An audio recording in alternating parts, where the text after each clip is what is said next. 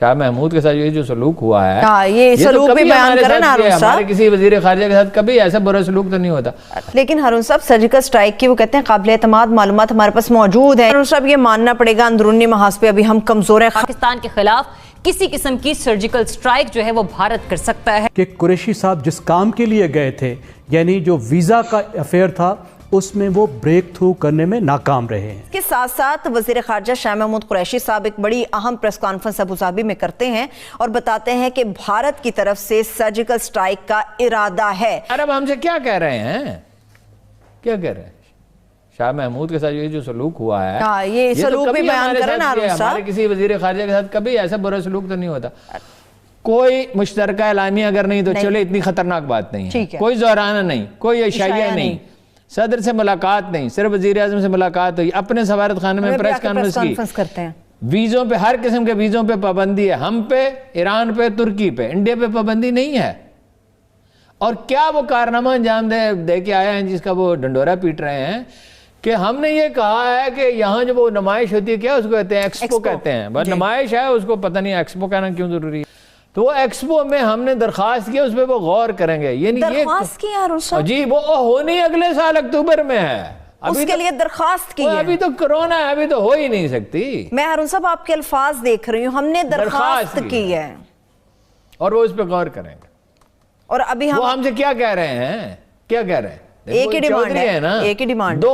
دو ایک چودھری تو امارات والے ہیں، ایک چودھری ہیں سعودی عرب والے، باقی تو غریب ملک ہیں. وہ کہہ رہے ہیں کشمیر پہ خاموشی اختیار کر لو اور اسرائیل کو تسلیم کر لو. تو یہ تو نہیں ہو سکتا. آپ کو ایک بہت ہی احتیاط کے ساتھ چلنا ہوگا، ایک بیلنس قائم کرنا ہوگا. ایران اور وہ کہتے ہیں کہ ترکی پہ آپ ریجھ رہے ہیں. یہ جو ڈرامہ ہے آپ کو اندازہ نہیں ہے کتنے بلین ڈالر میں ہمیں پڑا ہے. ٹھیک ہے، لیکن ہمارا موقف تو غلط نہیں تھا. ہم جو مرضی ڈرامہ دیکھیں، کوئی ہم پہ پابندی لگا سکتا ہے؟ اچھا ان کا دشمن کون ہے؟ آپ سمجھ رہے ہیں عربوں کا دشمن اسرائیل ہے. وہ کہتے ہیں نہیں ہمارا دشمن ایران ہے. مسلمان کا دشمن. ہارون صاحب ہم اتنی کمزور پوزیشن میں ہیں. دوسرے ایکوپمنٹ میں اگرچہ ہمیں اب وہ میزائل سسٹم چاہیے جو ترکی نے خریدا، پیسے ہمارے پاس نہیں ہیں، جو روس نے بنایا ہے، جس کی رفتار کوئی 17-18 ہزار کلومیٹر فی گھنٹہ ہے. جہاز ہے دنیا کے بہترین جہاز سے 5-4 گنا تیز. وہ 400 کلومیٹر اگر فاصلے پہ ہو جہاز، 400 کلومیٹر 500 کلومیٹر، تو اس کو گرایا جا سکتا ہے. لیکن ہمارے پاس میزائل اچھے ہیں.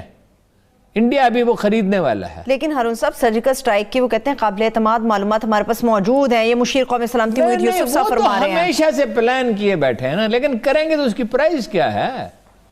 ٹھیک. لیکن ہارون صاحب یہ ماننا پڑے گا اندرونی محاذ پہ ابھی ہم کمزور ہیں. خارجہ محاذ پہ ہمیں کیا کرنے کی ضرورت ہے؟ امن صرف پاکستان قائم نہیں کر سکتا. قوموں پہ مشکل وقت آتے ہیں. مسئلہ یہ نہیں ہے. طاقت ایک نفسیاتی چیز ہے. بھارت پاکستان کے خلاف سرجیکل سٹرائک کی منصوبہ بندی کر رہا ہے. اس بات کا انکشاف وزیر خارجہ شاہ محمود قریشی کی جانب سے ایک پریس کانفرنس میں کیا گیا اور یہ پریس کانفرنس ابوظہبی میں ہوئی ہے. پاکستان کو بھارت کی طرف سے نقصان کا خطرہ گزشتہ کئی روز سے ہے اور اس سلسلے میں پاکستان کی سیاسی اور عسکری قیادت مکمل طور پر آگاہ بھی ہے. لیکن یہ انکشاف اتنا بڑا ہے کہ اس پر صرف پاکستان کا آگاہ ہونا ہی کافی نہیں ہے. میں واضح الفاظ میں انہوں نے کہا کہ پاکستان کے خلاف کسی قسم کی سرجیکل سٹرائک جو ہے وہ بھارت کر سکتا ہے اور اس سلسلے میں جس کے ساتھ اس کا دوستانہ ہے، جس پر وہ اعتبار کرتا ہے، ان سے اس سلسلے میں وہ رابطے میں بھی ہے. لیکن ہماری تیاری کیسی ہے؟ کیا ہم اقوام عالم کو اس سلسلے میں مکمل طور پر اور واضح طور پر آگاہ کر رہے ہیں؟ لیکن اگر نہیں کر رہے تو ہمیں اس سلسلے میں اقدامات اٹھانے کے چاہیے. مزید بھی ابھی بھی دنیا کو جھنجھوڑنے کے لیے کیا کچھ کرنا ہوگا ہمیں؟ جی زریاب آپ نے بالکل ٹھیک کہا. دنیا کو جھنجھوڑنا بھی ہے اور ہمیں یہ بھی دیکھنا ہے کہ ہم اپنی فارن پالیسی کو کس طرح سے ایفیکٹیولی رن کریں. جس طریقے سے پچھلے کچھ عرصے سے ہم فارن پالیسی کو رن کر رہے ہیں یہ بالکل کوئی طریقہ نہیں ہے، یہ کوئی سنجیدہ طریقہ نہیں ہے. جس طرح کی پاپولسٹ فارن پالیسی ہم نے اپنائی ہے، جس طرح بیان داغ دیتے ہیں، سوچے سمجھے بغیر کسی کانفرنس میں جانے کا اعلان کر دیتے ہیں، پھر کسی اور جگہ بھاگنا پڑتا ہے، پھر ہم کہتے ہیں جی ساری نہیں جاتے، پھر پہنچ جاتے ہیں، پھر کہتے ہیں جی ہم سے غلطی ہوئی تھی، ہمیں ملیشیا میں آنا چاہیے تھا.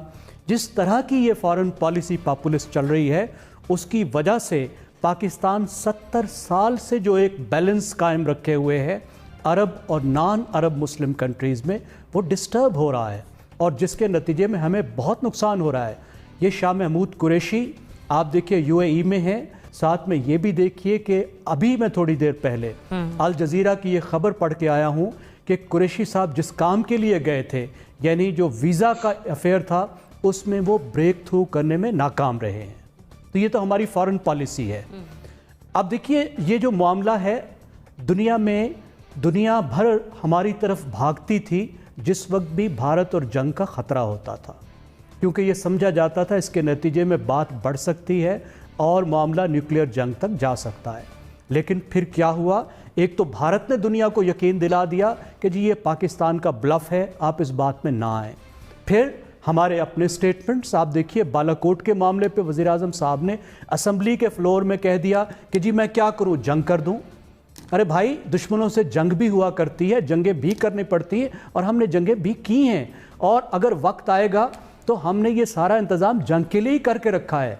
आप क्यों एक क्रेडिबल थ्रेट को न्यूट्रलाइज कर रहे हैं, दुनिया को बता दे रहे हैं कि आप तो जंग किसी सूरत में भी नहीं करेंगे। ये गिला एक बड़ी अहम शख्सियत की तरफ से भी मंजर आम पर आया था। आप और मैं उस नशिस्त का हिस्सा थे कि भारत अपना झूठ भी सच बनाकर बेच देता है, लेकिन हम अपना सच भी सही तरीके से नहीं दिखा पाते। ज़रियाब मुनीर नियाज़ी की वो मशहूर नज़म थी ना, हमेशा देर कर देता हूँ मैं।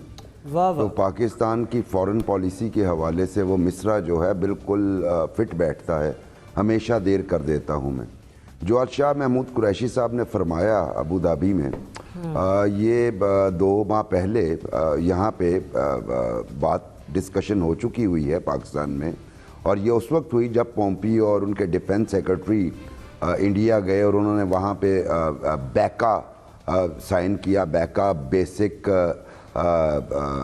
ट्रीटी था उनका, जिसके तहत वो सैटेलाइट शेयरिंग और जितना डेटा बैंक है सैटेलाइट पे मौजूद, वो अमेरिका इंडिया के साथ शेयर कर रहा था। तो उस वक्त भी यहाँ पे इस तरह के कंसर्न्स हुए कि इंडिया जो है इसके बाद ज़्यादा कैपेबल हो जाएगा पाकिस्तान में सर्जिकल, किसी भी जगह पे सर्जिकल स्ट्राइक के लिए। बात बिल्कुल अल जज़ीरा की खबर का हवाला दिया जैगम साहब ने कि वो जो वीज़ों वाली बात थी वो भी हमारी नहीं मानी गई, तो शायद उसके बाद थोड़ा सा मीडिया अटेंशन लेने के लिए कुरैशी साहब ने उधर ये बात कर दी।